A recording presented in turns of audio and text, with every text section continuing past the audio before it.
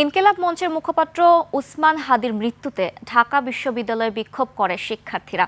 পরে বিক্ষোভকারীরা প্রথম আলো, ডেইলি স্টার ভবন ভাঙচুর করে, তাতে আগুন ধরিয়ে দেয়। এছাড়া ধানমন্ডি ৩২ নম্বর ও ছায়ানটও ভাঙচুর করে আগুন দেয় বিক্ষুব্ধরা। হাদির মৃত্যুতে আজ বাদ জুমা বিশেষ মোনাজাত ও বিভিন্ন উপাসনালয়গুলোতে বিশেষ প্রার্থনা করা হবে।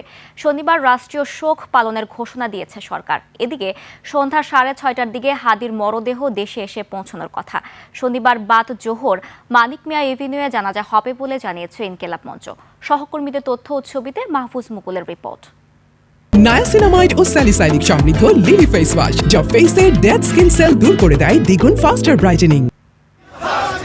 হাদির মৃত্যুর খবরে বিক্ষোভে উত্তাল হয়ে ওঠে রাজধানী ঢাকা। বিক্ষোভ মিছিল করে বিক্ষুব্ধ শিক্ষার্থীরা। তারা শাহবাগে এসে সড়ক অবরোধ করে। হাদি ভাইরে যে গুলি করছে, যারা এই কাজ করছে তারা ভারতে পালাই গেছে কিভাবে?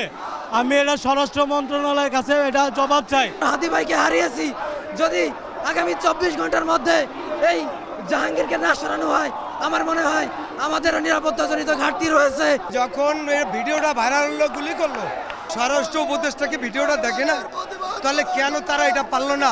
শাহবাগের মিছিলের একটি অংশ কারওয়ান বাজারে আসে। এরপর বিক্ষোভকারীরা সেখানে প্রথম আলো ও ডেইলি স্টার ভবনে ভাঙচুর ও আগুন দেয়। এছাড়া জাতীয় নাগরিক পার্টি এনসিপির সদস্যরাও বাংলা মোটর অফিস থেকে মিছিল নিয়ে শাহবাগে জড়ো হয়। সেখানে তারা জুলাই যোদ্ধা হাদির মৃত্যুতে শোক মিছিলে যোগ দেন। নিরাপত্তা নিশ্চিতে কারওয়ানবাজার এলাকায় মোতায়েন করা হয় সেনা সদস্য। রাতভর বিক্ষোভের পর সকালেও চলে অবরোধ ও বিক্ষোভ। এদিকে রাজধানীর ধানমন্ডির ৩২-এ রাত ২টা থেকে ভোর ৫টা পর্যন্ত বিক্ষোভ করে বিক্ষুব্ধ শিক্ষার্থীরা। এ সময় বুলডোজার দিয়ে ভাঙচুর চালায় বিক্ষোভকারীরা। ভারতীয় আগ্রাসন ভেঙে দেব, ভারতের কোনো নামগন্ধ এই দেশে থাকবে না ইনশাআল্লাহ। আমরা চাই না বাংলার মাটিতে কখনো ভারতের আধিপত্যবাদ গড়ে উঠুক। তা আমাদের চাই ৩২ ভাঙে এখানে হয় হসপিটাল করুক অথবা শিশুদের জন্য খেলাধুলা একটা ব্যবস্থা করে দেওয়া উচিত। ধানমন্ডি ছায়ানটে হামলা ও ভাঙচুর করা হয়। এদিকে আজ সন্ধ্যায় দেশে পৌঁছাবে ওসমান হাদির মরদেহ।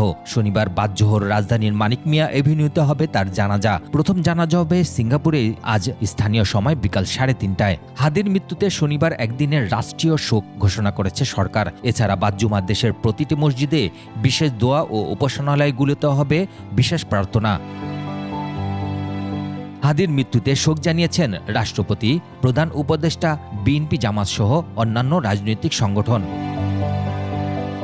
মাহফুজ মুকুল, একুশে টেলিভিশন।